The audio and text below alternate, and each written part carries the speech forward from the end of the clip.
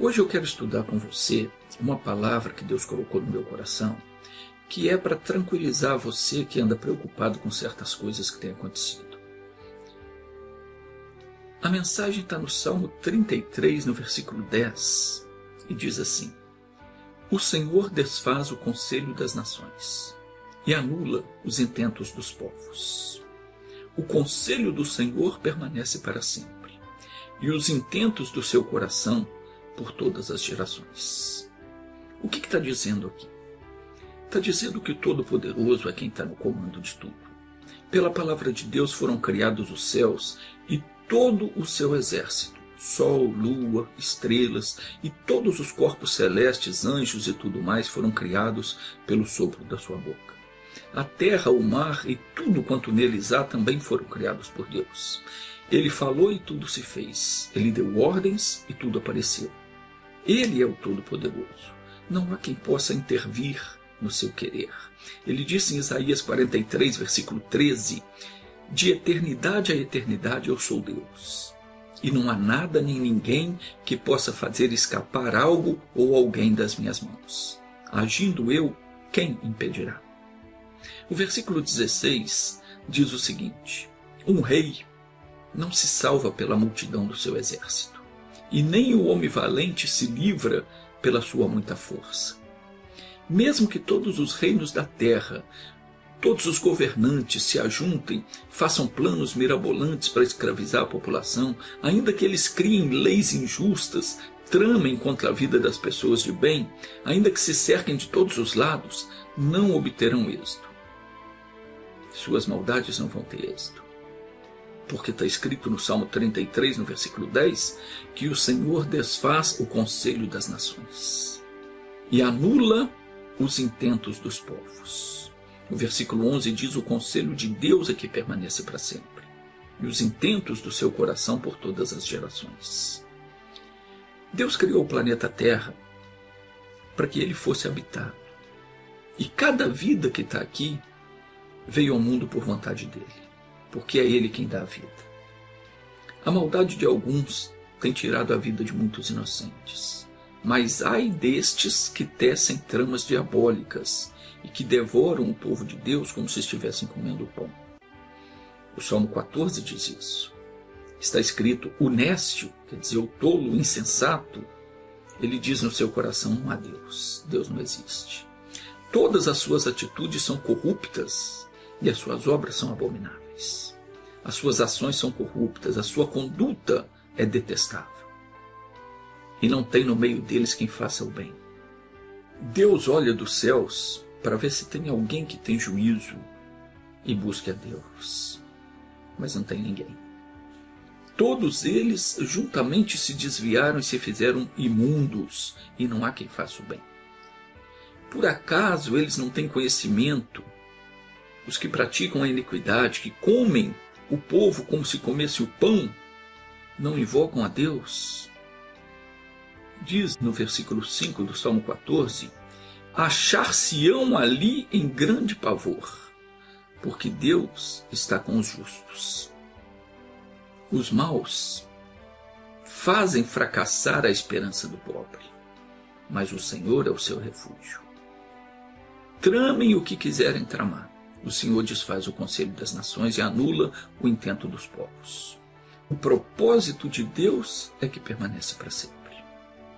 O verso 12 do Salmo 33 que estamos estudando afirma o seguinte: Bem-aventurada é a nação cujo Deus é o Senhor. Isso quer dizer, feliz aquele que busca a Deus em todo o tempo e confia nele. Feliz o povo que ele escolheu para sua herança. Essa mensagem, ela não chegou até você por acaso.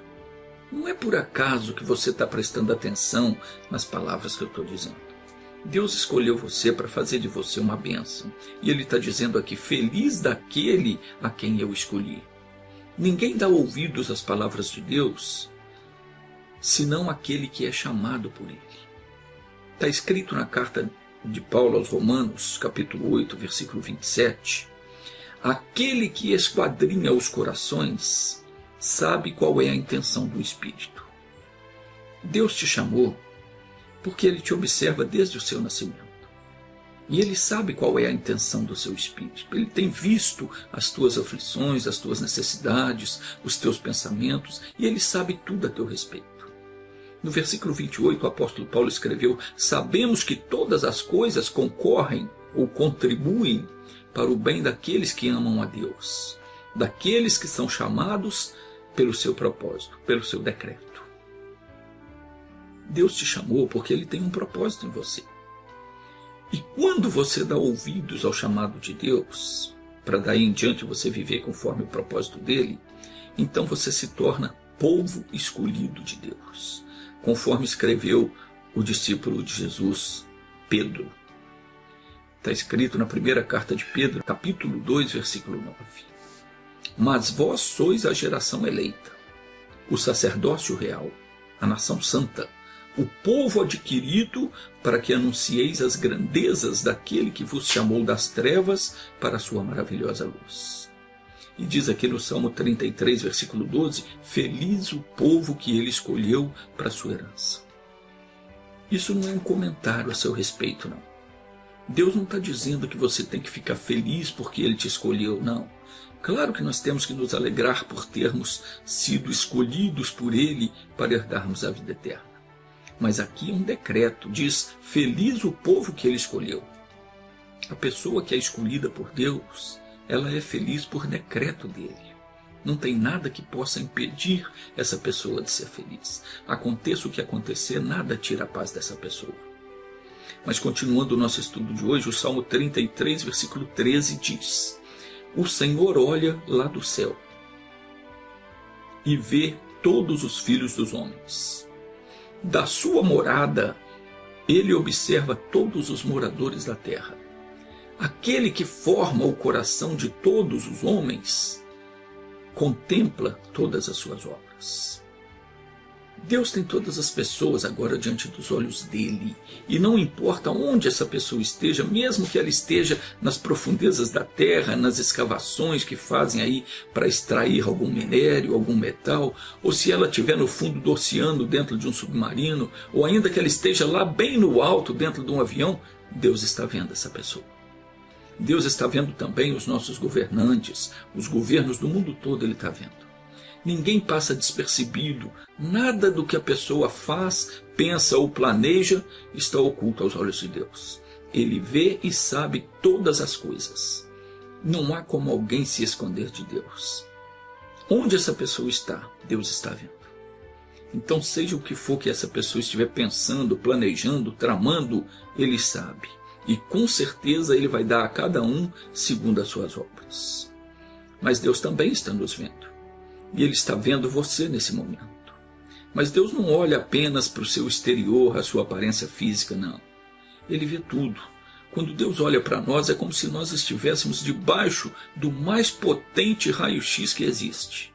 É como se nós fôssemos submetidos ao melhor aparelho de ressonância magnética já inventado.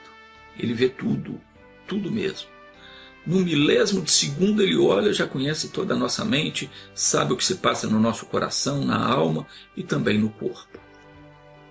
Ele vê tudo o que está acontecendo conosco, na nossa vida financeira, na nossa vida conjugal, sentimental, no convívio familiar. Ele contempla todas as coisas, sabe exatamente quem somos e como vivemos.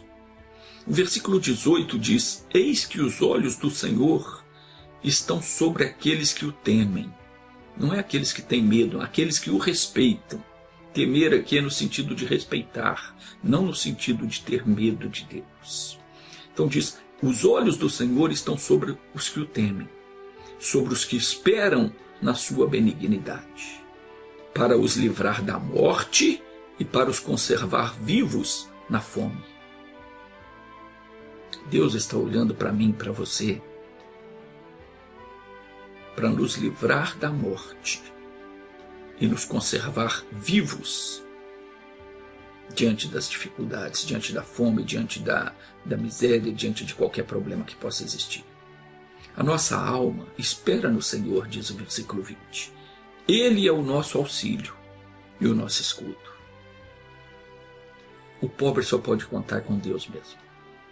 Até o rico, se ele esperar alguma coisa das riquezas dele, ele não está seguro. porque ele pode ter os melhores médicos, o melhor atendimento, mas se Deus não der a vida para ele, tadinho dele.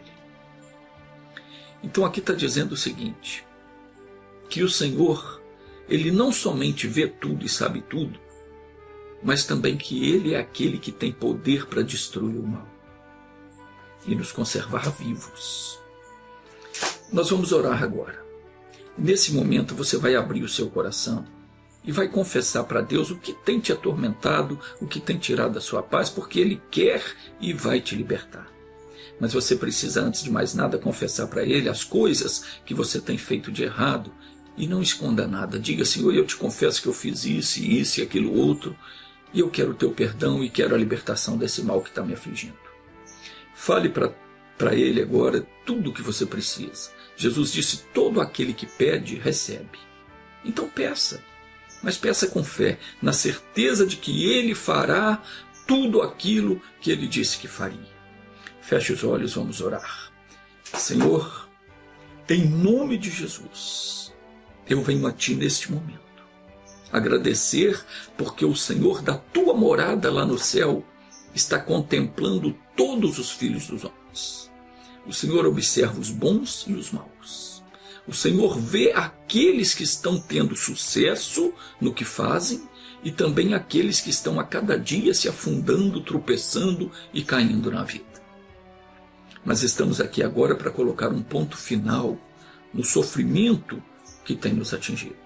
E Pai, eu agradeço porque o Senhor honra a Tua palavra. E Jesus disse que tudo o que pedirmos em nome dEle, o Senhor há de nos conceder. Peça a Deus agora então o que você precisa. Diga, Senhor, eu quero que o Senhor faça isso. Diga para Ele agora.